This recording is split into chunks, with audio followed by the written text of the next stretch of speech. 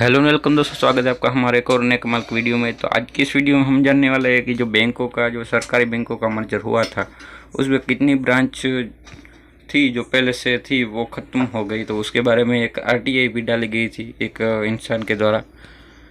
तो उस आरटीआई में क्या जवाब आया है वो भी हम आपको इस वीडियो में बताने वाले, तो इस वीडियो को लास्ट तक ज़रूर देखिएगा।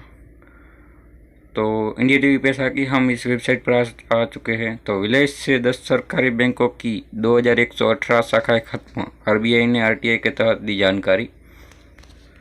तो आरबीआई ने आरटीआई के तहत ये जानकारी दी है। सरकार ने पिछले वित्त वर्ष में 10 सरकारी बैंकों का मिलाकर इन्हें 4 बड़े बैंकों में तब्दील कर दिया था।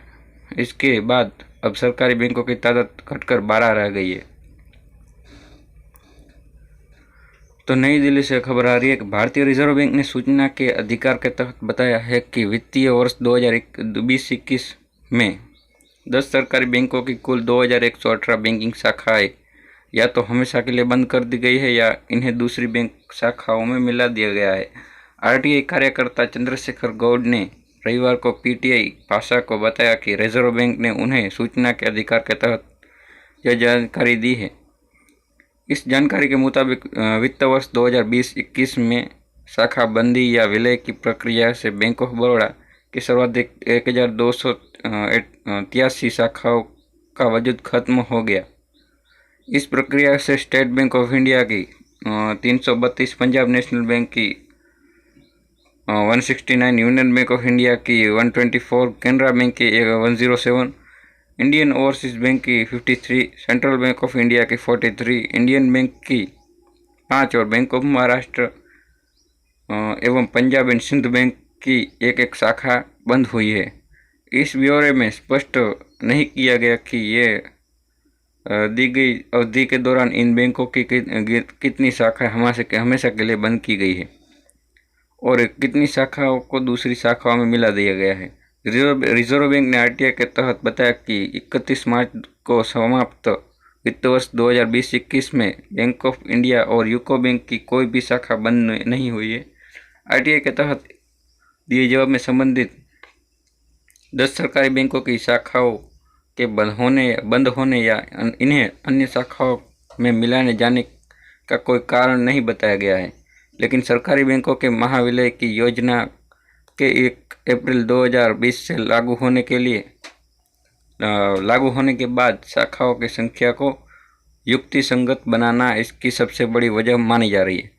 गौरतलब है कि सरकार ने पिछले वित्त वर्ष में 10 सरकारी बैंकों को मिलाकर इन्हें 4 बड़े बैंकों में तब्दील कर दिया था। इसके बाद अब सरकारी बैंकों की तादाद घटकर 12 रह गई है। महाविलय के तहत 1 अप्रैल 2020 से ओरिएंटल बैंक ऑफ कॉमर्स और यूनाइटेड बैंक ऑफ इंडिया को पंजाब नेशनल बैंक में, सिंडी बैंक को कैनरा बैंक में, आंध्रा बैंक व कॉरपोरेशन बैंक को यूनियन बैंक ऑफ इंडिया में और इलाहाबाद बैंक को इंडियन बैंक में मिला दिया गया है।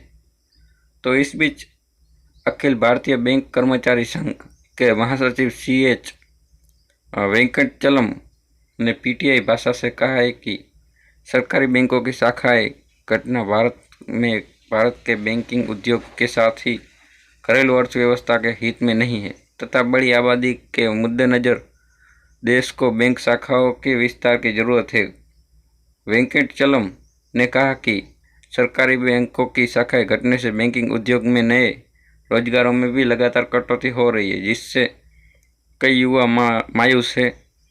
पिछले 3 साल में सरकारी बैंकों में नई भर्तियों में भारी कमी आई है। दूसरी तरफ अर्थशास्त्री जयंतीलाल भंडारी सार्वजनिक क्षेत्र के बैंकों के विलय के सरकारी कदम को सही ठहराते हैं।